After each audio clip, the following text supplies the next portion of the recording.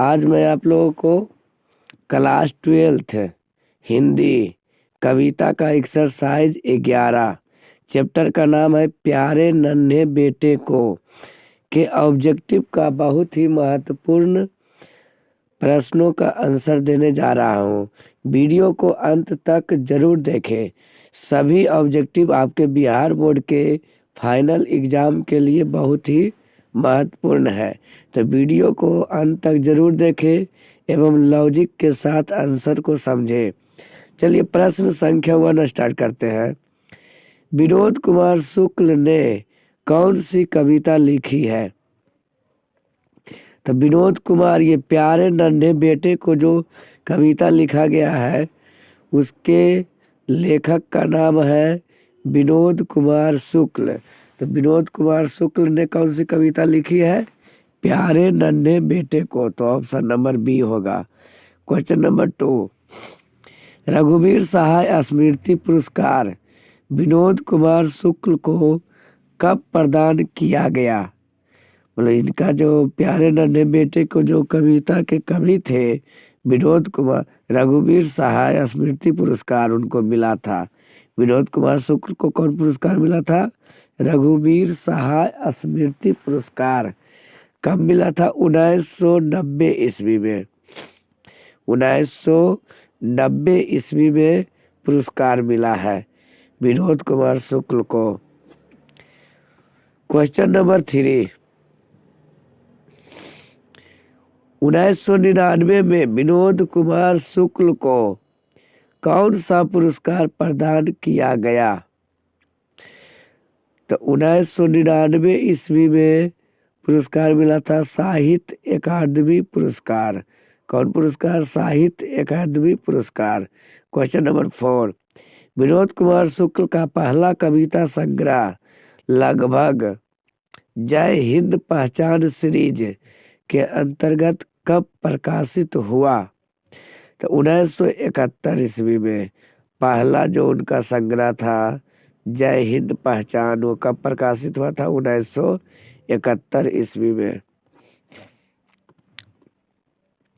Question number 5, Vinod Kumar शुक्ल विश्वविद्यालय में associate professor रहे हैं। मतलब किस विद्यालय में वो क्या है? एसोसिएट प्रोफेसर के रूप में रहे हैं। तो इंदिरा गांधी कृषि विश्वविद्यालय। इंदिरा गांधी कृषि विश्वविद्यालय ऑप्शन नंबर सी होगा। क्वेश्चन नंबर 6, विनोद कुमार शुक्ल, यहाँ पर क्या है? शुक्ल का पहला कविता संग्रह कौन सा है? तो पहला संग्रह है लगभग जय हिंद, जो कि 1971 ईस्वी में प्रकाशित हुआ था। कब हुआ चला? 1971 ईस्वी। तो पहला कविता है लगभग जय हिंद। क्वेश्चन नंबर 7, प्यार नन्हे बेटे को कविता किस शैली में लिखी गई है? तो ये वार्तालाप शैली में लिखा गया है। किस शैली में चला? वार्तालाप। क्या लिखा गया है? वार्तालाप शैली में। वार्तालाप शैली में लिखा गया है। क्वेश्चन नंबर 8, प्यारे नन्हे बेटे को कविता का नायक कहाँ का रहने वाला है? जो कविता का नायक है वो कहाँ का रहने वाला है? उत्तराखंड। कहाँ का रहने वाला है? चला उत्तराखंड का।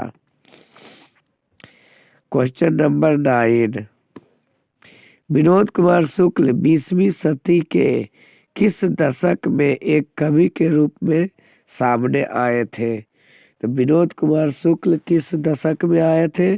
तो 7वें 8वें दशक में। किस समय चला? 7वें 8वें दशक में आए थे। क्वेश्चन नंबर 10, विनोद कुमार शुक्ल की रचना महाविद्यालय साहित्य की किस विद्या का संग्रह है? तो कहानी विद्या का संग्रह है। किसका चला? कहानी विद्या का संग्रह है। क्वेश्चन नंबर 11, कौन सा उपन्यास विनोद कुमार शुक्ल द्वारा लिखित है? तो नौकर की कमीज, नौकर की कमीज जो उपन्यास है वो विनोद कुमार शुक्ल के द्वारा लिखी गई है। क्वेश्चन नंबर 12, कौन सी कृति विनोद कुमार शुक्ल की नहीं है? इंद्रजाल, कौन है चला? इंद्रजाल जो है विनोद कुमार शुक्ल की नहीं है। तो कौन सी कृति विनोद कुमार शुक्ल की नहीं है? इंद्रजाल। क्वेश्चन नंबर 13, कौन सी कृति विनोद कुमार शुक्ल की है, मतलब विनोद कुमार शुक्ल के द्वारा लिखा गया है? तो सब कुछ बचा रहेगा, सब कुछ बचा रहेगा किसकी कृति है? विनोद कुमार शुक्ल की। क्वेश्चन नंबर 14, विनोद कुमार शुक्ल निराला सृजन पीठ में जून 1994 से जून 1996 तक किस पद पर रहे? तो अतिथि साहित्यकार के रूप में। कैसा साहित्यकार? अतिथि, मतलब परमानेंट नहीं थे, वो गेस्ट के रूप में रहे थे। साहित्यकार तो थे लेकिन वो गेस्ट के रूप में थे, तो उसे अतिथि साहित्यकार बोला जाता है। क्वेश्चन नंबर 15, विनोद कुमार शुक्ल को कौन सा पुरस्कार नहीं प्रदान किया गया? तो ज्ञान पीठ पुरस्कार विनोद कुमार शुक्ल को नहीं मिला था। कौन चला? ज्ञान पीठ पुरस्कार। क्वेश्चन नंबर 16, विनोद कुमार शुक्ल का जन्म कहाँ हुआ था? तो विनोद कुमार शुक्ल का जन्म छत्तीसगढ़ का हुआ था चला, छत्तीसगढ़ में। क्वेश्चन नंबर हम लोग देखते हैं 7, विनोद कुमार शुक्ल का जन्म कब हुआ था? तो विनोद कुमार शुक्ल का जन्म 1 जनवरी 1937 को हुआ था। आज़ादी के पहले जन्म हुआ था चला। इनका पहला कविता आया था लगभग जय हिंद 1971 ईस्वी में। 1971 ईस्वी में इनका पहला कविता आया था और इनका जन्म हुआ था 1937 ईस्वी में। क्वेश्चन नंबर 18, कौन सी कृति विनोद कुमार शुक्ल की नहीं है? तो असाध्य बीना विनोद कुमार शुक्ल की कविता नहीं है। बाकी सब कुछ होना, सब कुछ बचा रहेगा, एक आदमी नया गरम कोट पहनकर चला गया विचार की तरह, और नौकर की कमीज, ये सब क्या है? विनोद कुमार शुक्ल की कहानी है। क्वेश्चन नंबर 19, मेहनत कश और औरत को कवि ने किस रूप में देखा है? तो मेहनत कश और औरत को कवि ने लोहा के रूप में माना, मतलब मजबूत आदमी के रूप में माना है।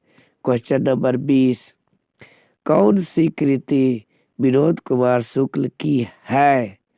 तो दीवार में एक खिड़की रहती है, दीवार में एक खिड़की रहती है, किसकी रचना है चला? विनोद कुमार शुक्ल की। Question number 21, question number 21, Vinod Kumar Shukla की किस कृति पर मणिकौल ने फिल्म बनाई थी? कौन? नौकर की कमीज के आधार पर इसी से क्या किया? इसी कविता को, इसी कहानी के आधार पर फिल्म बनाया गया है। किसके आधार पर? नौकर की कमीज। क्वेश्चन नंबर 22, पत्नी बिटिया को क्या करती है? पत्नी जो है वो बिटिया को क्या करती है? समझाती है। क्या है चला? समझाती है। कौन समझाती है? पत्नी। किसको? बिटिया को क्या करती है? समझाती है।